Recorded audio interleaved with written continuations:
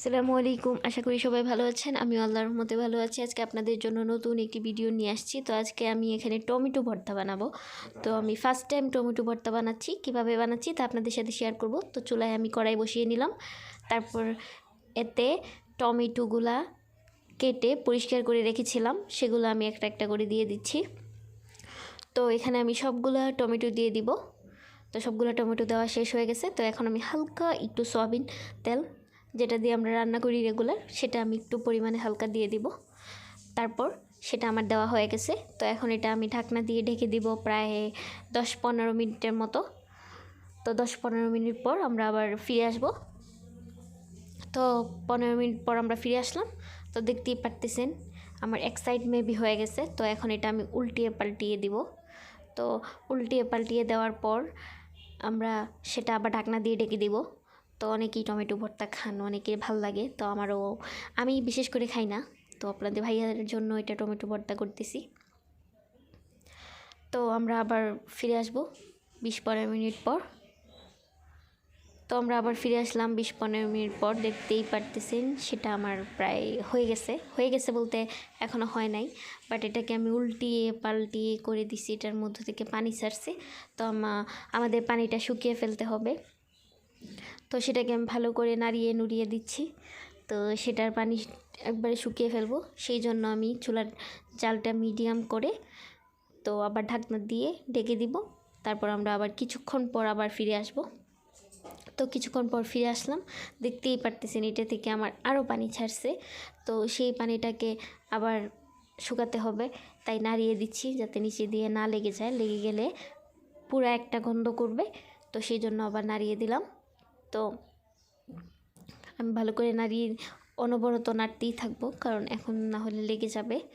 তো নাড়তে থাকলাম। তো সেটা আমার হয়ে গেছে।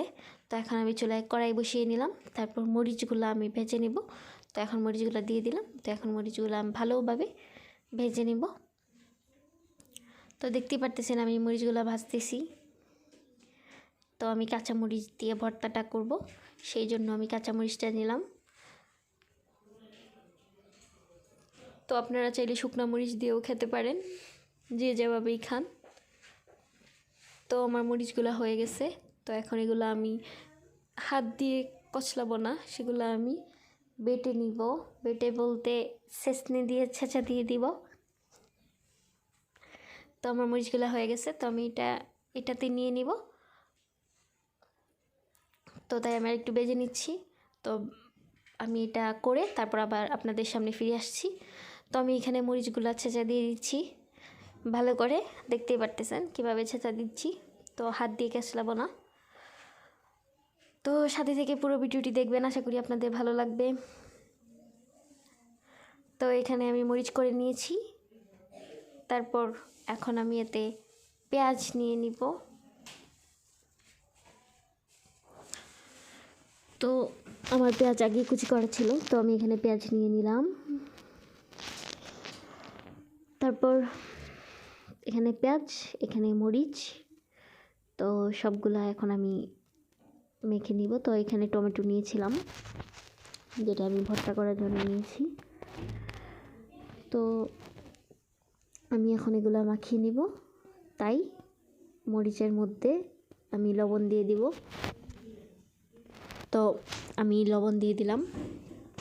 তো লবণ দেওয়া হয়ে গেছে। এখন আমি এগুলা মাখিয়ে নিব।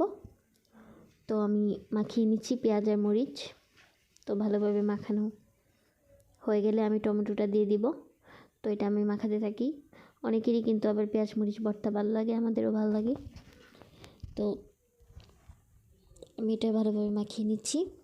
আপনারা চাইলে তেল দিয়েও খেতে পারেন। তো আমি তেল দিই নাই, কারণ আমি সয়াবিন তেল যখন টমেটোতে একটু ইউজ করছি সেটাই হবে। তো অনেকেই সরিষার তেল দিয়ে খেতে পারে।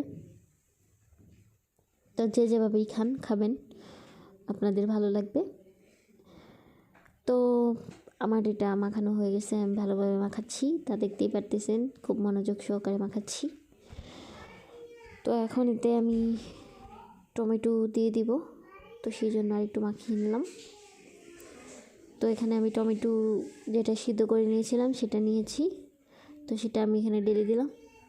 কিন্তু অনেক গরম, তাই আমার এটা মাখাতে অনেক কষ্ট হয়ে যাচ্ছে।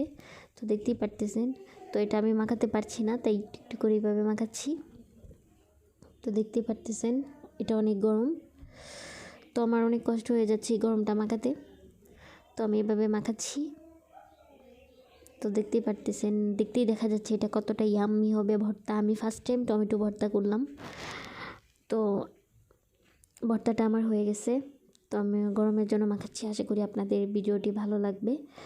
আর যারা নতুন নতুন ভিডিও পেতে চান তারা আমাকে কমেন্টস বক্সে জানিয়ে দেবেন আপনাদের যদি কোনো অনুরোধ থাকে। আশা করি ভিডিওটি ভালো লাগবে। Like, comment, share and subscribe করে আমার পাশে থাকবেন। আল্লাহ হাফেজ।